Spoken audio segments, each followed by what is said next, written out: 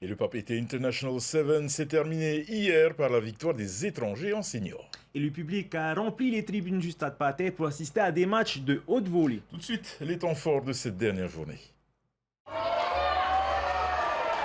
Les 7 fantastiques ont dominé sans trembler le Papeete International Sevens, chez les hommes comme chez les femmes.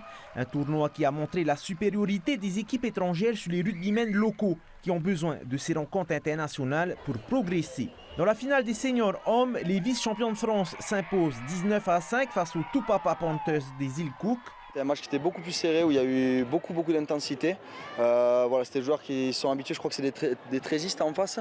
Donc ils aiment bien mettre beaucoup d'impact et beaucoup de défis physiques. Nous, on a mis une mi-temps un petit peu à se mettre dedans. Ils nous ont bien contrés. On n'a pas réussi à mettre le jeu en place comme on aurait voulu.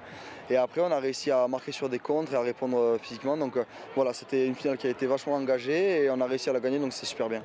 Peu après, les 7 fantastiques réalisent le doublé avec la victoire des filles, 29-7 contre les Nomads des joueuses australiennes.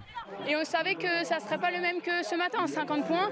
Elles ont aussi voulu matcher pour faire tourner, pour voir et aligner leur meilleure équipe contre nous. Ça s'est vu, mais je pense qu'au vu du score, on a quand même répondu présent et on est très contente.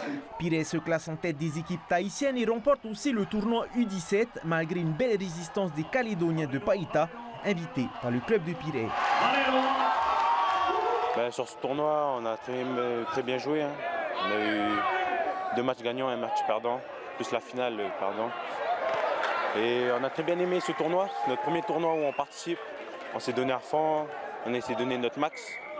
Et ça, j'ai bien aimé. On ne savait pas trop comment il fallait jouer contre Païta. Après, quand ils sont partis sur le terrain, ils ont joué, on a analysé un peu, on a trouvé leurs failles. Et on a utilisé ça contre eux. C'est ce qui nous a permis aussi de gagner. Place maintenant à la 3e mi-temps avec des échanges riches en expérience. Le prochain rendez-vous est déjà donné dans 2 ans.